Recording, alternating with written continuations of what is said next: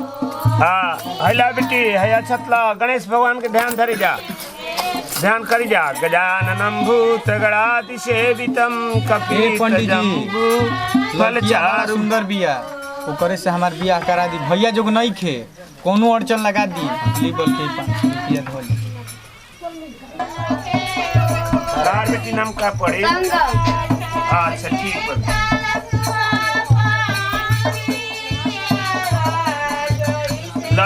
लड़का के तो जो ठीक नहीं खेले ना शादी में मृत्यु बाण बाटे का पंडित जी का रे कहे लगन महाराज अब जौन बात हम तो हम कहबे न अरे लगन पता ही तो बड़ा बढ़िया से बनल है बियाह बतरा बता रहल बेटे लड़का से शादी केले सही में पंडित जी ए लड़का से शादी कराल तो बेटी मृत्यु जोग बाटे ये पंडित जी को बात हमार सुनब हां कहीं दिन धराई तो कोनो अड़चन नहीं आई हरदी लागल तो अड़चन नहीं तिलका मन ढकी मन मोय हमार कार्यक्रम हो गेलो हमार कोनो अड़चन नहीं परीक्षामनो हो गेलो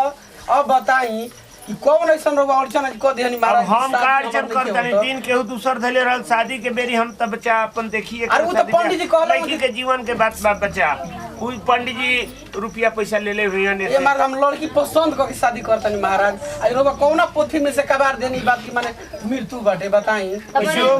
जोग बाटे त माने पंडित जी दिक्कत हो जाई हां दिक्कत होई लड़की के जीवन के बात तब का होई कैसे अरे भैया तार बियाह कतने हो जाई जरूरी बा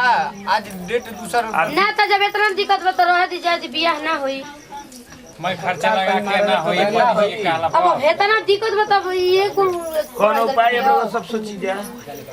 तब पंडित जब मृत्यु हो जम रहबे ना करो ताकि शादी करे से का फायदा बा बताई अरे तो बारात आई तो लड़की की शादी होके की चाहिए ना लड़की के जीवन के बात बाटे अब बताई कि हम का ए बच्चा तहार का इच्छा बच्चे लड़की से शादी कर सकता है हां अब तक कुल हो हवा गल बटे पंडित जी कुंडली में बताओ तो हां हां कतरा बेटी बताओ तो कहीं देखवा ले जा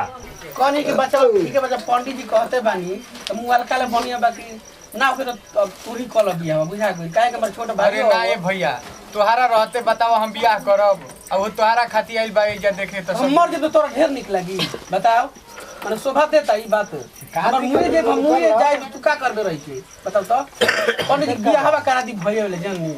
जब उतना बड़ अड़चन माने होता ठीक बेटे हेला बच्चा जाए तो भैया कहत ल तो मान जातनी ठीक है भाई हो ओ मंगलम भगवान विष्णु ठीक है महाराज तनम हरि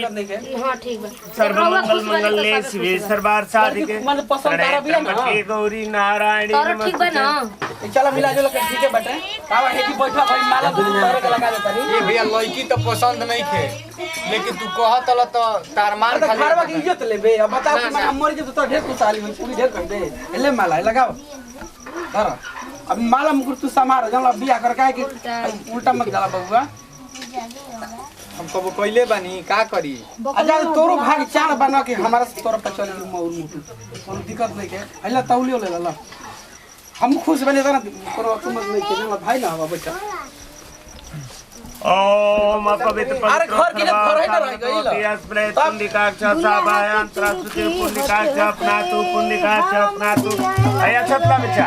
ओम सर्वमंगल मंगले शिवे सर्वार्थ साधिके शरणे त्र्यंबके गौरी नारायण ये जो छिड़काई गया अपन ठीक होई ना बियाह हां हां अब मैं जो बनता ये लड़का से तो फूल जो वो 600 जो बनता जब हम खुश बन गए बता दनी पहले परिवार में लड़की जाती बच्चा की चिंता करे सब गांव भर हंसला से बढ़िया हो गई वो महान न बनी महाराज ठीक बा अब समय मुहूर्त तो कम बा बच्चा माला लड़की के गला में डाला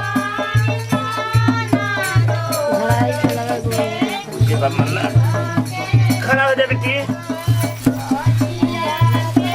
जा तो खड़ा हो जा सब खड़ा हो जा भाई अच्छा छिड़क जा हां अच्छा तो काने की बच्चा माला डाला बेटी तू डाला लड़का गला में ओम मंगलम भगवान विष्णु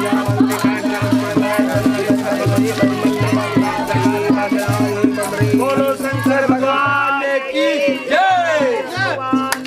की जय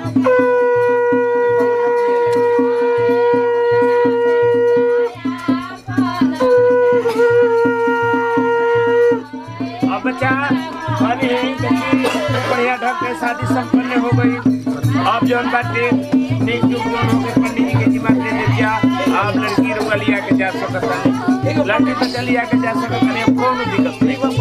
हाँ हाँ चलो उठाओ जाओ सामान चलो दक्षिणा पानी है।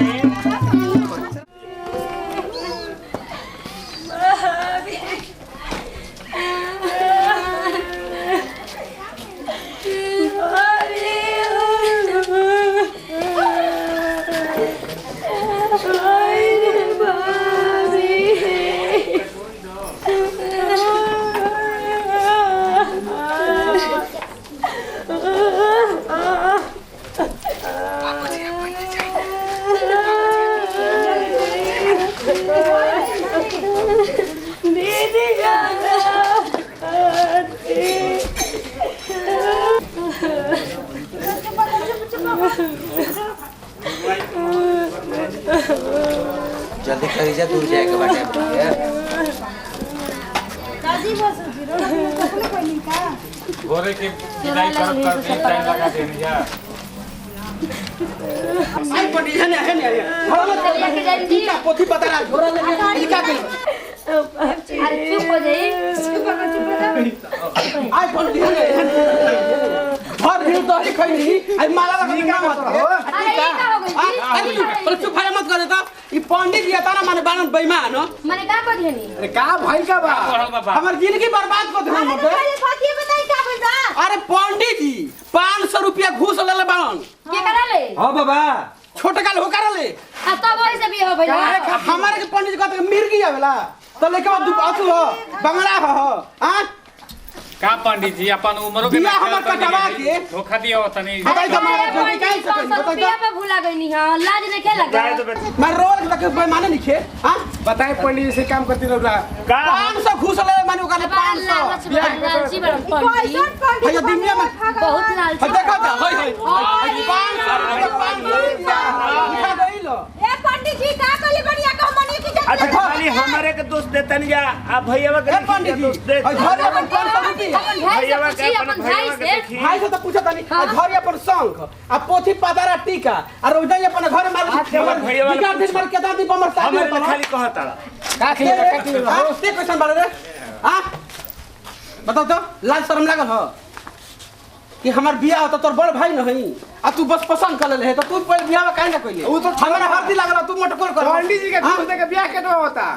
बोलता वो पंडित के घूस तू काहे गेले अपना तो अपने भाई का धोखा काहे देता। नीचे नहीं अब नीचे बोलता क्वेश्चन भाई बन रे हाँ? जी छोड़ दी। तो बिया अरे का एकदम हमने के इज्जत करत छोड़ दे रहे दी। भाई अरे मार लगे ना भाई बाटे कैसा ही ना बाकी भाई बाटे अब तो जवन हो गई के तेवन हो गल ले जाके अपन घरे जन मन करते उनकर भाई देख का झूठा के इज्जत लेतनी। मोए गांव हंसे लागल कि हइसे ओके बियाह कर कोई ना से 2 दिन के बाद आप पहले ना हल्ला करतन त गांव हंसी ना बताई ना। जरूरी है 500 घूस कहां देले बताओ तो कहां 500 पागल है रुपया रे पंडित जी झूठौला हम बियाह करे खातिर। तोहरे पतिता तू काहे ना कि बियाह कर हम झूठ को मर मट चल कारण की भैया बटा तो पिछुड़िया पॉकेट में से निकाल के दे देनी हमर पैसा तो झूठा के जा अपन तुम देखाओ तनी जा। हमार में जिंदगी बर्बाद कइलो अब हमार का छोड़ जाओ कौन हो गई। और सुनी पहले सब समाज जुटल बात है ई बताओ कि कितना सुंदर दुल्हन मिल रही हमारे के अरे जादी का झूठा के हल्ला कइले बानी। दुल्हन मिली कितना मन खोजा तो मिल रही है वो मंगला मुंह ना दुल्हन हां अरे तेरी सुनी त का कहि झूठा के याद भी बिगड़ तनी हल्ला करतनी। बियाह हो जाए जो रख जो कहां जीबो अब हमें जरा के क्या करें पाचर बनी हां और कहां जात रहो हम जाब ना कहीं क्या सब बोल के जाप के कान कहां बैठाओ हो चलो ज्यादा का करबो भाई खिसिया चल बैठा गाड़ी में बैठा गाड़ी में बोलता झूठा के जा अपन तुम देखाओ तनी जा। हमार में जिंदगी बर्बाद कइलो अब हमार का